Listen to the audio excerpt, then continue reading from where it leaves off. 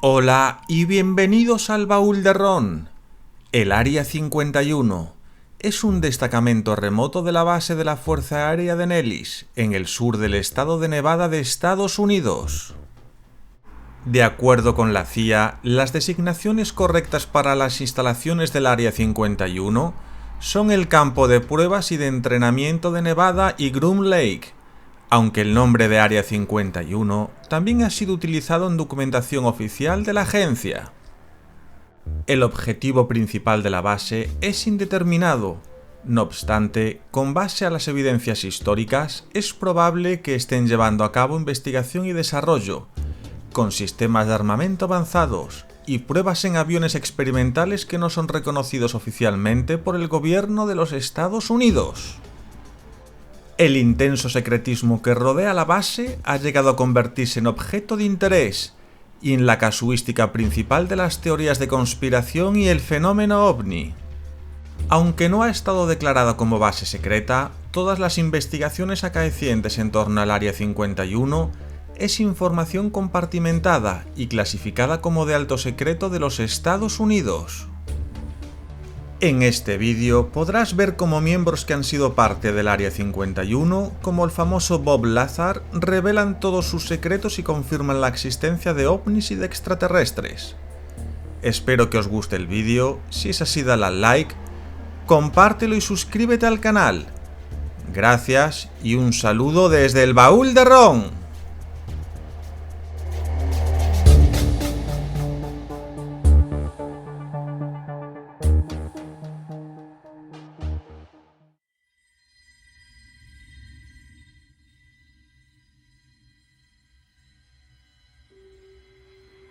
Yes, well, as we get older and older, I'm 77 right now. You can't live forever, you know. So, if this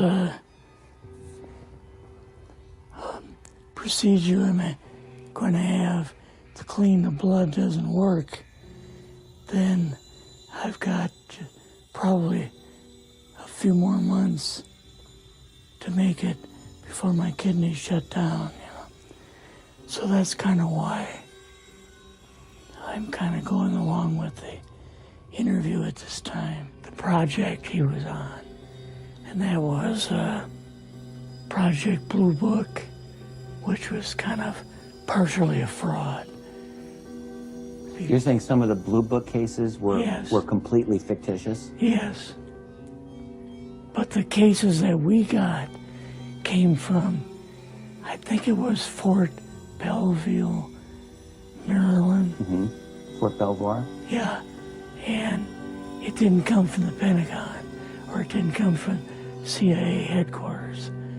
But we would get reports about a certain sighting that they had in Mexico or Italy or something like that. And then we had people that would follow through on it, that would go out and interview the people to see if they were nutcases.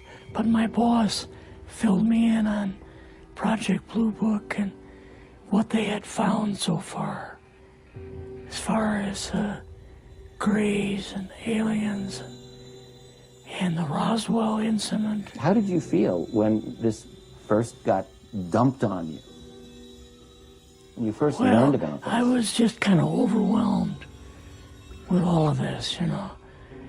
And I said to him, I don't know if I'm going to be able to be a judge of this type of thing. What's real, what's not, when I don't have much knowledge of it, you know. And then the other thing is, of course, you really weren't able to tell family or close friends, obviously. No, I couldn't tell anybody. In fact, I had to take a vow that I wouldn't tell anybody. A lot of it for 40 years, and more of it for 50 years, which is up in... They were telling the world all UFOs are misidentifications, hoaxes, balloons. Psychological issues, whatever. Yes. Yeah. So my boss boss came to me and he says, we've both got a new assignment. And he says, oh, I said, where are we going? Oh, he says, we're going to the Capitol. We called the people in from MJ-12, from Area 51 and S4, but they told us that the government had no jurisdiction over what they were doing. Eisenhower was going to invade Yes, Area 51. Yeah, with the First Army. So you go out with your superior. Yes. You fly out. You land. What happens? Can you describe this whole process? What you saw? They took us the 13 or 15 miles south to S4 and like different garage door openings. And in these garage door openings, they had like different saucer crafts. The very first one had the Roswell craft in. It was kind of crashed up, but apparently every alien that was in it died except for a couple. So you see the Roswell craft, and what are some of the others that you see? Well, the Roswell craft was really strange because it looked like real heavy aluminum foil. We could rock next to it, and you could rock it. The whole thing probably weighed 150, 300 pounds. Could they tell what the source of power was of this craft? Yeah, it was like a reverse gravitational thing of some kind. In fact, one later on, I got the mathematical code for reversing gravity in a 3x5 card. I guess there are different types of grays and so on. How did you see that evidence? Well, at the later on at S4, we viewed the autopsy film, and then the colonel said, what we've got in here is we're interviewing a gray alien. All right, right there. How did you feel at that moment? Well, I thought, boy, we had no idea we were going to see the real thing. All we saw was film. You had to have a little bit of heart racing Yes. at that moment. My boss was able to go in and had a partial interview with him. So what did this gray alien look like? Could you describe him a little bit? This one looked a little bit oriental. So I'm just wondering if it looked almost human, what about this didn't look human? No, it didn't look human as far as the skin tone and basically the shape of it and the size. How was its head size compared with a normal human, for example? Brain was kind of a little bit bigger, and some of the nose was very, very small, and the ears were just like holes. Mouth was very small. You and your supervisor, Yeah. superior officer, and now you're meeting with the president? Yes. Can you describe this? Well, we met with him in, the second story of the old OSS warehouse building. And Eisenhower and Nixon were there, and also Hoover was there. So he asked us what was going on, and we told him about the alien and the whole situation, and the black projects and so on, and he was just totally shocked. He appeared for the first time to be worried. You know, like he was worried. I would think that Eisenhower would, he certainly knew that flying saucers were real. Yes. He knew that there were aliens. So I guess I'm just wondering, what would he have been, really surprised about? Surprised about the black programs. Eisenhower said, gotta keep this thing completely secret. Can't talk about this. Your actual name is, the name you grew up with, that was a different name than what you had in the... I never used it in the CIA at all. Now, what about today? You're going on the public record, and this is still sensitive information, even though earlier you talked about, security oaths that maybe expire after a certain period of time. 50 years. But you're still concerned. Linda Moulton Howell's phone call, her phone was tapped, and they got my phone number, and through the telephone company, they're able to find me, and so on. When they found you, what happened? I was going to a grocery store. Two guys in black suits come out of a black Lincoln town car and came over to see me. And they told me that I'd better not publish anything or talk to Linda about any more things. So at that time, I did, I stopped. That was enough to intimidate you? Yes. Rather remain anonymous. Never show my face on anything. Really, thank you for doing this. Yes, this was, I guess, kind of a good idea because I feel much better having talked about it. I kind of feel like there's a load off my shoulders. Really? Because I had an awful lot of secrets that I had kept over the years.